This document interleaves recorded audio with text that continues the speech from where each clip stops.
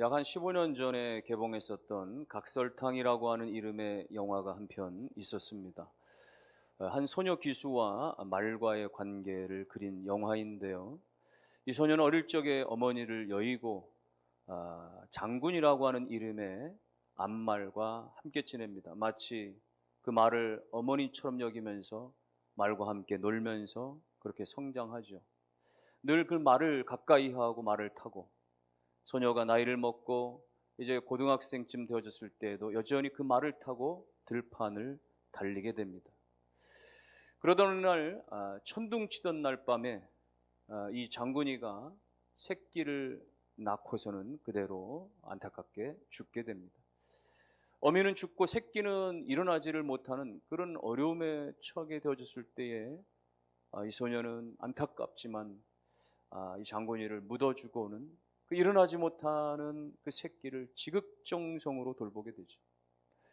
마침내는 최선을 다해서 돌보다가 이 새끼가 일어나게 되어지고, 그리고 뛰게 되어지고, 또 소녀와 함께 생활하게 됩니다. 천둥치던 날 밤에 태어났다고 해서 그 말의 이름을 천둥이라 이름을 지어주었습니다. 그 즈음에 소녀는 이제는 말을 타는 이 경마 기수가 되겠다 해서 기수 시험에 응시하게 되어지니까 아버지가 반대하는 거죠. 일반 대학에 가서 일반인으로 살아가기를 원했는데 딸이 그렇게 고집을 피우니까 홧김에 그만 몰래 이 천둥이를 팔아버렸습니다. 천둥이는 그렇게 팔려가서 어느 나이트클럽인가에 그 홍보용 말로 여러 가지 어떤 마차에 치장을 하고 거리를 그렇게 홍보용으로 배회하는 그런 역할을 맡게 됩니다. 소녀는 방방으로 이 천둥이를 찾아다녔지만 결국은 찾지 못하고 마침내는 서울로 올라와서 경마장의 기수로 일을 하게 되어지죠. 시간이 지나서 어느 날 우연찮게 길에서 천둥이와 마주하게 됩니다. 그리고 천둥이를 인수하고 그리고 재활을 시키죠. 열심히 재활을 시켜서 이 천둥이가 이제는 경마에 투입될 수 있을 정도가 되게 합니다.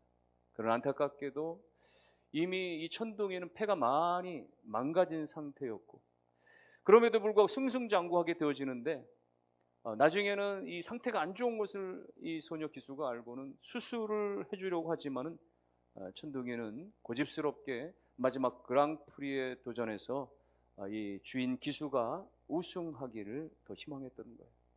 결국은 출전하게 되어졌고 이 소녀와 함께 호흡을 맞추어서 천둥이는 1등으로 골인지점을 당도해서 우승을 거머쥐게 됩니다. 골라인을 지나선 다음에 우승을 하고 나서는 천둥이는 그대로 쓰러졌고 영원히 떠나버리고 말았다는 그런 얘기인데요.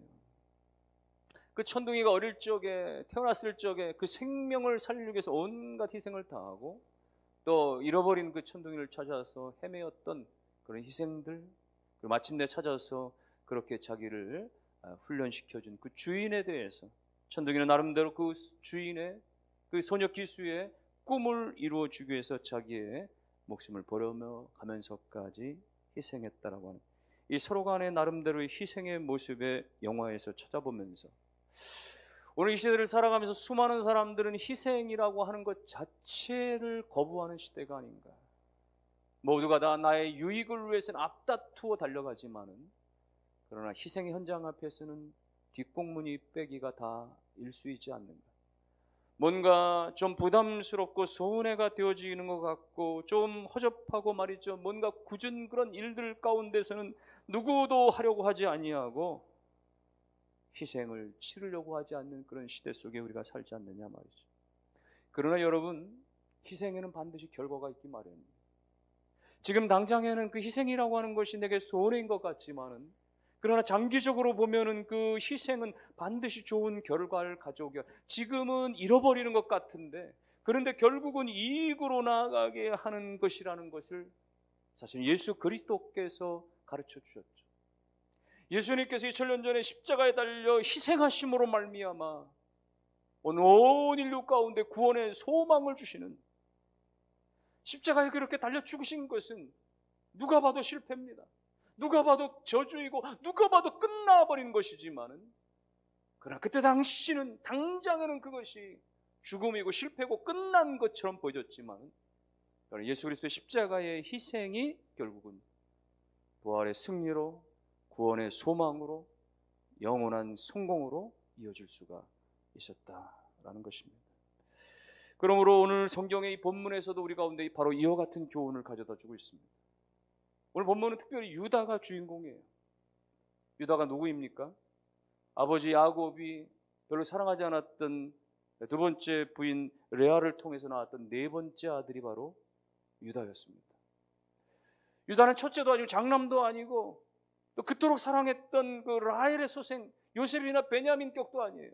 그 중간치 정도였었던 유다였었는데 놀랍게도 성경은 유다가 가장 12아들 가운데 가장 복된 생애를 살았을 뿐만 아니라 유다에 오고 오는 모든 후손들 가운데 놀라운 축복의 생애를 살았다라고 성경은 기록하고 있는 거예요. 그 이유가 뭘까? 유다가 이렇게 축복받을 수 있었던 놀라운 이유는 뭘까? 한마디로 말하면 그의 희생적인 마음과 삶 때문이었다라는 것입니다. 요셉이 애굽의 총리가 되어졌습니다. 총리가 되어져서 이제 나라 살림을 다 도맡아 일을 하죠. 그렇게 한 9년쯤 지났을 때에 이제 애굽 전역에, 아니 온 세계 가운데 흉년이, 엄청난 흉년이 몰아치기 시작합니다. 7년 대흉년이 몰아치는 거죠. 당연히 애굽뿐만 아니라 다른 지역의 가나안 땅에서도 먹고 살 길이 없는 거예요. 야곱의 일가도 양식이 다 떨어져 버렸고 이제는 양식을 구하기 위해서 애굽에 내려와야만 하는 상황이 벌어졌습니다. 야곱이 10명의 아들들을 애굽에 내려가서 양식을 사오게 하죠. 여러 날이 걸려서 아들들이 돌아왔는데 보니까 시므온이라고 하는 아들 하나가 돌아오지 못했어요. 자초지종을 얘기 들어보니까 그 애굽의 총리라고 하는 사람이 집안에 대해서 묻기 시작하고 부모에 대해서 묻기 시작하고 형제들에 대해서 묻기 시작하고는 그리고 나서는 베냐민을 데려오라는 거예요. 내 동생 베냐민을 데려와야 너희들이 정탐꾼이 아니라는 혐의를 벗어주겠다라고 하는 거예요. 그러면서 대신에 볼모로 시므온을 붙잡아 두었다는 거예요. 이 이야기를 야곱이 들으면서 황망해집니다. 시므온이 붙잡혀 있고 그리고 그 시므온을 데려오려면 지금 내가 가장 그토록 사랑했던 이 베냐민 막내 아들을 지금 떠나보내야 된다라고 하는 거니까 받아들일 수가 없는 거예요. 안 된다. 절대로 안 된다. 끝까지 버티며 고집을 부립니다. 그때 장남 르우벤이 나서서 아버지 제가 책임지고 내가 가서 베냐민 데리고 가서 데리고 올 테니까 저를 보내십시오. 아버지가 장남 르우벤을 신뢰하지를 못해요. 듣지를 않습니다. 그때 의원이 나섰던 자가 바로 넷째 아들 유다였어요. 유다가 아버지 앞에 나아가 진지하게 이야기합니다. 그 이야기가 이미 우리가 살펴봤습니다만 창세기 43장에 나오는 말씀이에요. 43장 8절과 9절 말씀에 유다가 그의 아버지 이스라엘에게 이르되 저 아이를 나와 함께 보내시면 우리가 곧 가리니 그러면 우리와 아버지와 우리 어린아이들이 다 살고 죽지 아니하리이다. 내가 그를 위하여 담보가 되오리니 아버지께서 내 손에서 그를 찾으소서. 내가 만일 그를 아버지께로 데려다가 아버지 앞에 두지 아니하면 내가 영원히 죄를 지리이다. 내가 영원히 죄를 지겠습니다라고 하는 건 내가 죽겠다라는 거예요. 내가 만일에 이 아이를 데리고 갔다가 데려오지 못하는 일이 벌어지면은 베냐민을 데려오지 못하게 되어지면 내가 내 목숨을 걸고 담보를 걸고 내가 죽겠다라는 거예요. 여러분 여기서 우리는 유다에게 희생의 정신의 교훈을 받게 되는 겁니다. 어느 형제들도 그러지 못했던 바를 유다가 나서서 내가 목숨을 걸고 베냐민을 데리고 갔다가 오겠습니다. 유다의 이 희생의 발언과 그 마음과 정신은 여기서 끝나질 않아요. 그 간절한 마음에 아버지가 허락을 하게 되어지죠. 그래, 그러면 할 수 없다. 내가 하나님께 모든 것을 맡기고 보내마. 베냐민과 함께 모든 아들들을 다 애굽으로 보냈어요. 애굽으로 가서 애굽의 총리 앞에 서게 됩니다. 애굽의 총리 요셉이 보니까 베냐민이 온 거예요. 너무나 감개무량했어요. 그 콜리게 때 말이죠. 그 젖댔을 때 말이죠. 겨우 보다가 헤어졌던 그 자기의 친동생 베냐민을 보는 순간 마음이 흔들리기 시작하면서 말이죠. 너무나 뜨거워지는 거죠. 그러면서 요셉이 그 베냐민을 자기 곁에 두고 싶어가지고는 하나의 그런 은밀한 계획을 세우죠. 그것이 뭐냐면 이 모든 형제들에게 다 곡식을 주는 거예요. 형제들의 자루마다 다 곡식을 그득히 다 채워줍니다. 베냐민에게도 그득히 채워줘. 그러면서 몰래 사람을 통해서 베냐민의 자루 속에는 총리가 애지중지했었던 은잔 하나를 몰래 숨겨놓게 됩니다. 그것도 모르고 그 형제들은 다 기분 좋아서 시므온과 함께 이제 고향으로 돌아오게 되는 거죠. 고향으로 한참 돌아오다가 이제 요셉이 사람들을 보내게 되어졌고, 사람들이 달려와서 다 짜여진 각본이죠. 너희들 혹시 우리 주인의 것을 훔쳐가진 않았느냐? 조사해보자. 다 뒤져보니까 베냐민의 자루에서 은잔이 나오는 거예요. 이게 웬일입니까? 애굽의 그 기라성 같은 총리가 애지중지하는 그 보물이 그 안에 숨겨져 있으니 이건 그야말로 뭐야 말이죠. 빼박 같은 말이죠. 그야말로 이건 뭐 거절할 수 없는 완전한 절도 혐의를 뒤집어 쓰게 된 거죠. 다 끌려가게 됐습니다. 11명의 아들들이 다 요셉 앞에 다시 다 끌려왔어요. 이 난처한 상황, 애굽의 총리의 것을 훔쳐갔다라고 하는 혐의를 받고 있는 이 난처한 상황, 어떻게 하면 좋아요? 장남도 나서지 못합니다. 차남인 시므온도 나서지 못합니다. 셋째인 레위도 나서지 못합니다. 그때에 유다가 총리 앞에 나아가서 이야기하는 거예요. 오늘 16절 말씀이 그거였습니다. 유다가 말하되 우리가 내 주께 무슨 말을 하오리까? 무슨 설명을 하오리까?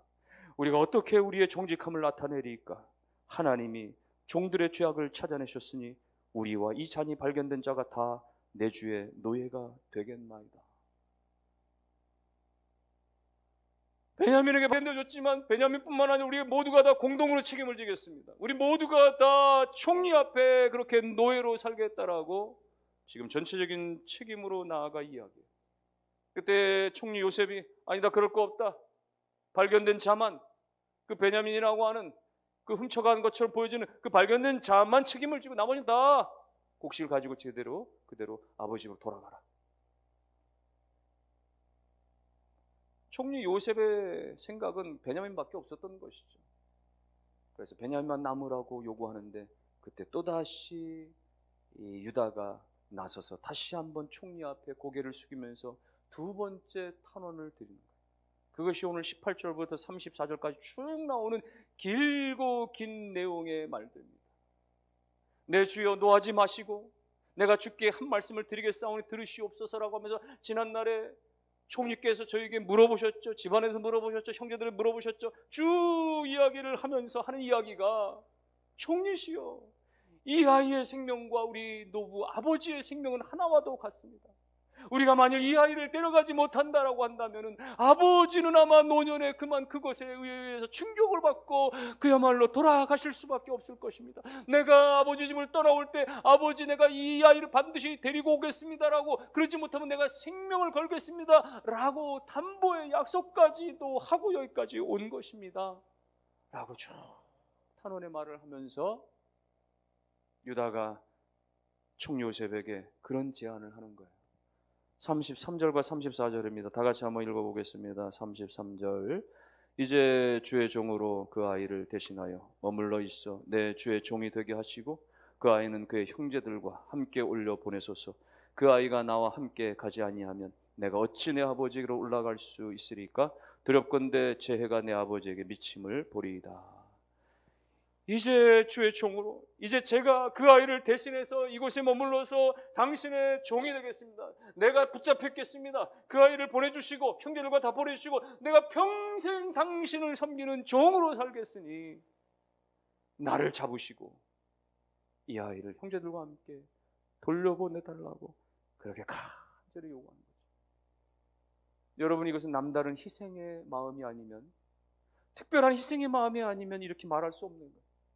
자기를 죽이고 자기를 종으로 삼고 이 아이는 아버지에게 보내서 형제들과 함께 아버지의 노년에 기쁨을 드리게 해달라고 말했죠. 그렇게 가정을 위해서, 부모를 위해서, 형제를 위해서 희생하는 그 희생의 유다의 말이 요셉의 마음을 움직이기 시작한 거예요.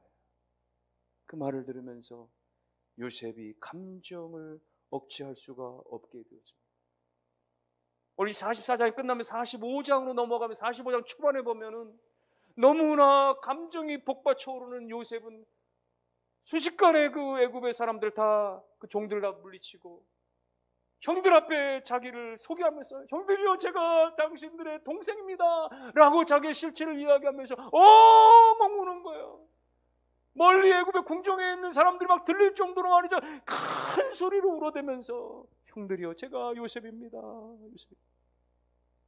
형들이 기겁을 하면서 말이죠, 겁에 질려가지고 말이죠, 자기들이 그렇게 팔아먹었던 동생이 지금 총률하여 있으니 말이죠, 이건 경황이 없는 그 상황 중에 동생은 요셉은 형들이여 걱정하지 마십시오.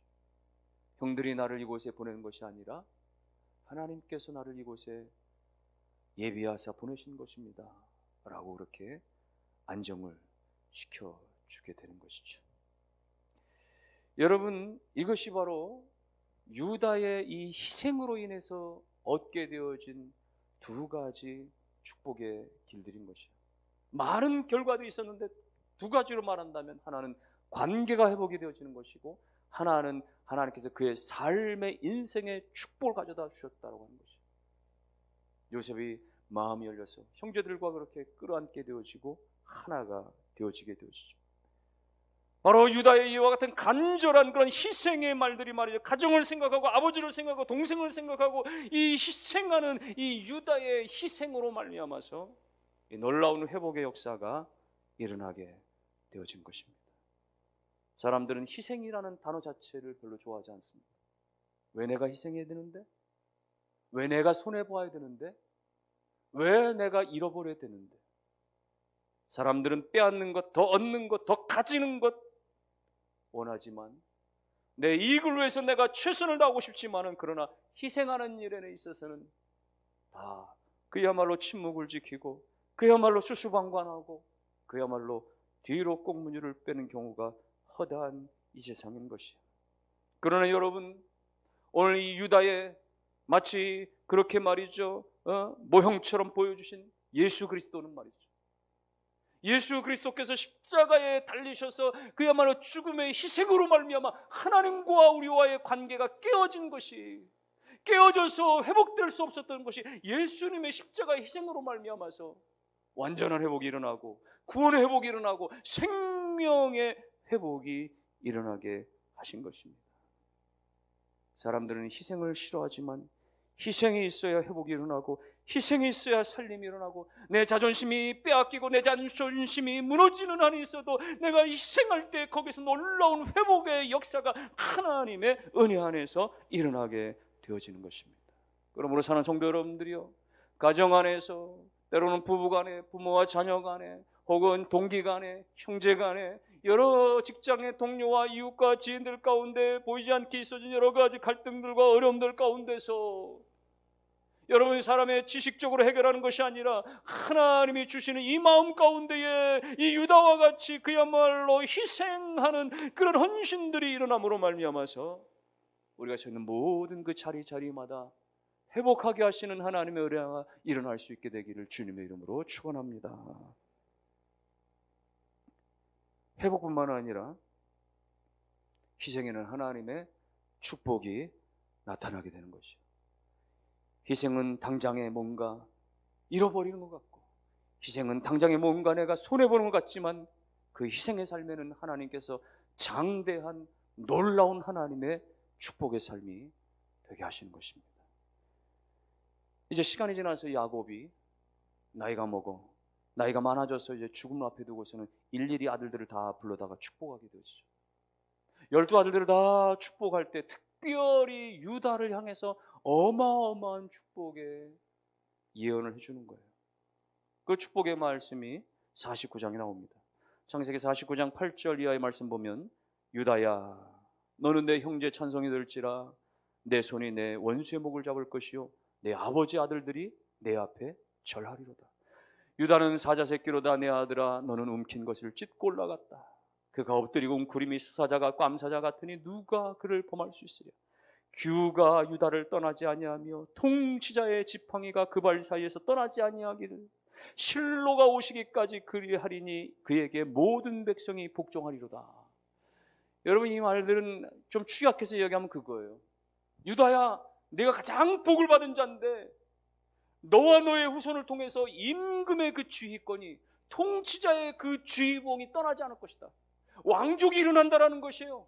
그래서 그 후손 가운데 다윗이 일어나고 솔로몬이 일어나고, 그래서 말이죠, 나중에는 이스라엘이 두 쪽 날 때도 남쪽의 나라가 유다의 이름을 따가지고 유다라, 국가 이름을 말이죠, 유다라고 지어진 거예요. 그래서 유다 지파가 중심이 되어서 유다라고 하는 나라가 계속 이어져 왔고, 나중에는 마침내 유다도 멸망의 길을 가게 되어지지만은 바벨론의 포로로 잡혀갔다가 70년 만에 다시 돌아올 때도 유다 지파가 중심이 되어져서 그렇게 나라를 다시 세워가게 하고, 훗날 구세주이신 예수 그리스도도 유다의 후손 가운데서 태어나게 되는 것이에요. 여러분, 한 사람 유다로 말미암아 그의 후손들이 어마어마한 이스라엘의 역사 가운데 엄청난 축복의 후계로, 후손으로 그렇게 이어져 받을 수 있었던 것, 그것은 바로 희생에서 일어난 축복의 결과였던 것입니다. 그러므로 오늘의 희생은 내일의 축복으로 이어진다라고 하는 것, 오늘의 희생이 있어야 내일의 살림이 일어나게 한다는 사실을 믿으시기를 주님의 이름으로 축원합니다. 100여 년 전에 일본의 시부야 공원에서 일어난 일입니다. 일명 시부야 공원 사건이라고 일컬어지는 이야기인데, 한 지역에 아주 못된 아버지와 착한 딸이 살고 있었답니다. 이 아버지는 강도짓에, 도둑질에, 사람들을 폭행하여 아주 소문난 나쁜 사람, 남의 것을 빼앗고, 그러나 딸아이 너무나 착하고 독실한 기독교인. 딸아이가 어느 날 아버지의 그 행태를 알고서는 눈물로 무릎을 꿇고 여러 차례나 아버지 제발 그만두시고, 제발 삶을 고치시고 변화되기를, 그럼에도 불구하고 뿌리치고 이 아버지 나쁜 짓을 계속하던 어느 날, 시부야 공원에 예쁘게 생긴 처녀 하나가 예쁜 옷을 입고 고급 핸드백을 메고 그렇게 야간 산책을 거닐 때 으슥한 곳에 숨어있던 이 아버지가 달려들어서 칼로 그 처녀를 찌르고 핸드백을 빼앗아 달아납니다. 핸드백을 빼앗아 집에 달려와 가지고는 핸드백을 열어봤는데 거기에는 편지 한 장이 있었던 거예요. 사랑하는 아빠에게, 아빠, 저는 아빠를 너무 사랑해요. 아빠의 영혼을 너무나 사랑합니다. 제가 이렇게라도 해야만 아빠를 내가 구원할 수 있을 것 같아서 내 생명을 아빠에게 드립니다. 아빠 너무나 사랑해요 라고 하면서 불효 자식이라고 하는 글로 남긴 거예요. 이 편지를 보면서 자기가 칼로 찔렀던 그 처녀가 자기 딸이었다라고 하는 사실을 알게 되어진, 땅을 치며 통곡을 하며 후회를 하며 마침내 경찰에 자수를 하고 그리고 징역살이를 하게 되었죠. 징역을 오랫동안 살면서 거기서 변화되고 예수를 믿고 결국은 전도자의 삶을 살게 됐다라고 하는 이야기입니다. 여러분, 희생이 살리는 것이고 희생이 축복으로 이어지는 것입니다. 이 믿음의 이 권리를, 이 신앙의 이 성경의 원리를 모르는 사람들은 미쳤냐고, 내가 왜 희생해야 되냐고, 내가 왜 손해봐야 하느냐라고 말합니다만, 그러나 앞서가신 예수 그리스도께서 그야말로 희생의 그 첫 걸음을 걸으셔서 수많은 사람들 가운데에 그 생명의 구원의 그 거듭남의 그 은혜의 영생의 길로 이끌어 주신 것을 우리가 믿고 바라보면서 오늘 우리 삶의 모든 영역들 가운데서 죽어야 살아난다라고 하는, 희생이 있어야 축복이 일어난다라고 하니 이 성경의 원리, 이 말씀의 원리를 우리가 온전히 깨닫고 가정에서, 직장에서, 교회에서, 이웃에서, 어디에서든 삶의 모든 영역에서 희생의 말, 희생의 행동, 희생의 삶이 있음으로 말미암아서 하나님께서 모든 것에 회복을 주시고 하나님께서 마침내 축복의 인생이 되게 하신 역사가 일어나게 되기를 주님의 이름으로 축원합니다.